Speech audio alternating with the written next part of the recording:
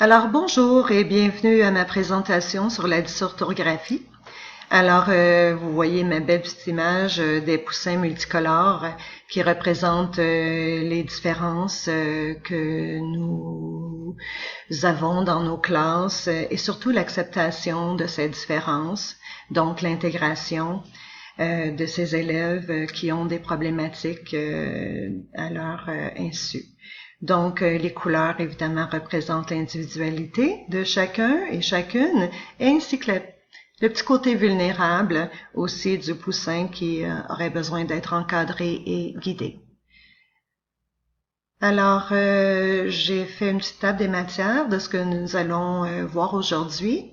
Donc, je vais débuter par vous mettre en contexte concernant ma pratique professionnelle. Je vais définir ce que c'est que la dysorthographie. Je vais vous en donner les caractéristiques et les manifestations de cette difficulté d'apprentissage, ainsi que quelques stratégies que les enseignants ou que je peux exercer dans la planification de mon enseignement. Je vais vous présenter aussi les différentes technologies qui peuvent venir en aide et un petit résumé de ce qu'il faut retenir pour en ce qui concerne la dysorthographie. Donc, l'idée, c'est d'avoir un autre regard sur sa dys. Donc, le contexte professionnel. Je travaille à l'éducation aux adultes. Mon nom est Heidi Johnson. Je travaille dans 2 centres de formation. Un à Papineauville et l'autre dans l'Outaouais aussi, à Masson-Angers. Notre clientèle est âgée de 18 à 35 ans en moyenne et donc des jeunes d'une région assez défavorisée quand même dans la petite nation au nord de l'Outaouais. Quelques explications. J'ai demandé à mes collègues en orthopédagogie, les orthopédagogues de l'école, et j'ai discuté avec eux et ils m'ont sorti quelques statistiques de notre réalité dans nos centres.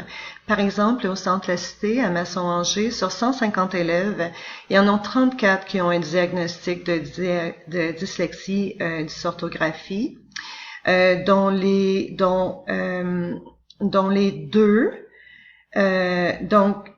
ont les deux, dyslexie et dysorthographie, et par contre, il y en a 4 sur les 34 ciblés qui ont une mention spéciale de dysorthographie seulement. Donc, qu'est-ce que la dysorthographie? La dysorthographie est un trouble spécifique de l'acquisition et de la maîtrise de l'orthographe. Elle est caractérisée par une difficulté de reconnaissance, de compréhension et de reproduction des symboles écrits et de l'écriture en particulier. Donc, je voudrais juste mentionner aussi que tous les élèves qui ont cette problématique ont un dossier d'aide aussi. Donc, ça nous aide à faire le point. Donc, il y a beaucoup de gens qui fréquentent nos centres ont des problématiques, soit de nature physique ou psychologique, académique et comportementale. Et ça se peut aussi qu'en passant, on ait des cas qu'on nomme comorbidité. J'aime pas trop ce mot, mais enfin, c'est-à-dire qu'ils peuvent ou elles peuvent avoir plus d'une difficulté ou trouble. Donc, aussi, il y a des dossiers d'aide. Donc, pour à l'école et surtout donc les professionnels se réfèrent à ces dossiers d'aide-là qui contiennent tous les documents qui concernent le ou les problématiques. Donc, inclus dans le dossier, il y a souvent un résumé d'évaluation des professionnels qui a été fait à l'égard de l'élève, des observations qui ont été faites en classe. Il y a des plans d'intervention qui ont été mis en place afin d'accompagner l'élève, de fixer des objectifs avec eux et aussi mettre en place des mesures d'adaptation. Donc, les mesures d'adaptation sont mises en place, évidemment, pour permettre à l'élève de réaliser les mêmes apprentissages que tous les autres. Puis, nous, les profs, on en assure le suivi. Donc, notre définition. de la dysorthographie que je viens de vous lire aussi. Donc, les caractéristiques maintenant. Les fautes d'orthographe. Donc, il y a des difficultés à l'écrit, semblables à celles de la dyslexie. Il y a d'autres anomalies aussi de la mise en écrit, donc que l'on nomme l'encodage. Des erreurs de copie, la copie des mots, évidemment. Des économies de syllabes.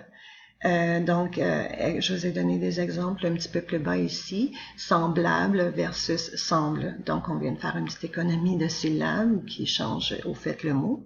Découpage de mots, par exemple, légumes,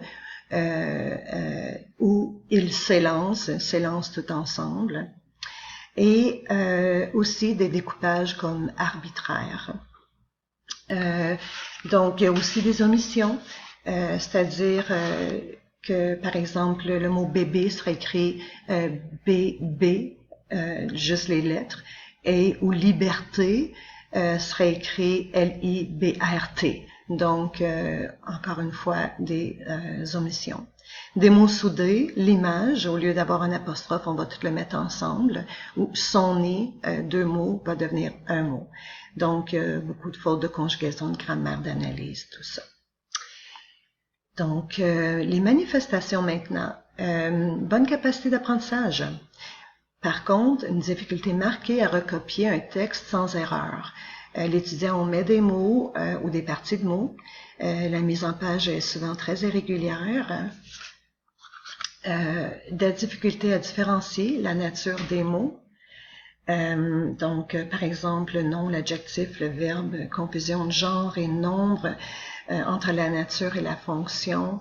La ponctuation est problématique aussi, donc méconnaissance de cette dernière. Problème aussi d'intonation qui ne correspond pas toujours au sens. Donc, difficulté à décoder l'écriture, faible compréhension lors de la lecture et c'est un élève qui est plus confortable, plus à l'aise, a plus de compréhension donc à l'oral. Les stratégies pédagogiques maintenant, qu'est-ce qu'on peut faire pour aider ces élèves-là? Donc, on doit donner des instructions courtes et précises surtout, ne portant que sur un seul sujet à la fois.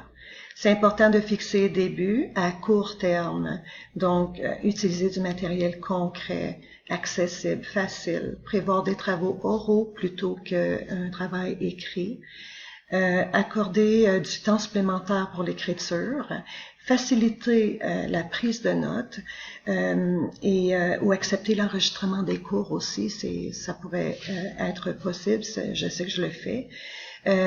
Et aussi l'utilisation favorable du dictionnaire sous toutes ses formes, là, informatisé, électronique, visuel, phonémique.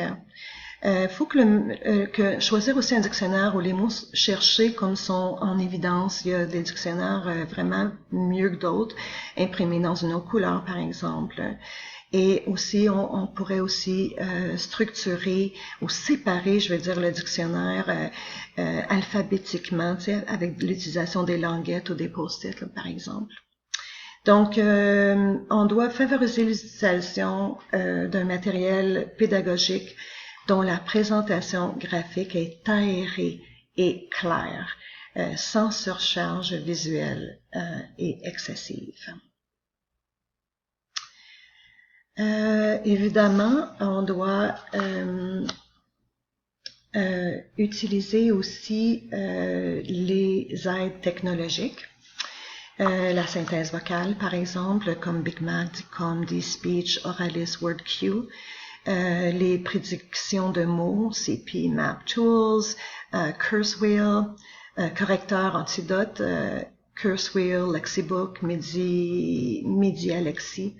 Des dictionnaires électroniques comme Franklin, par exemple, les dictionnaires orthographiques et au son, Eureka, exerciceur Presco, qui est spécialement pour les adultes. Donc, ce qu'il faut retenir, c'est que les adultes vivant avec un trouble spécifique comme la dysorthographie ont besoin de rappel. Il faut souvent répéter, il faut de l'encouragement, les féliciter de tout le beau travail qu'ils réussissent à accomplir. Et on doit les encourager à se responsabiliser, donc d'utiliser les outils proposés, de rencontrer leur taux, de toujours prendre en charge son projet scolaire. Ces élèves ont besoin d'encadrement aussi, de routine, de support visuel. C'est vraiment important puisqu'on sait que tout ce qui est lecture et mémoire de travail est une problématique. Donc, voici ma dernière petite photo qui représente le contact personnalisé qui est très, très important pour les élèves ayant des troubles d'apprentissage comme la dysorthographie. Lorsque on a un rapport, un lien avec l'élève, tout peut s'améliorer et on peut réussir à finalement amener l'élève à la réussite, tout comme les autres. Donc voilà, je vous laisse là-dessus et en souhaitant une belle fin de Saint-Jean Baptiste, le long week-end, et au plaisir de se reparler pour la prochaine présentation que je vais vous faire tantôt. Au revoir, merci.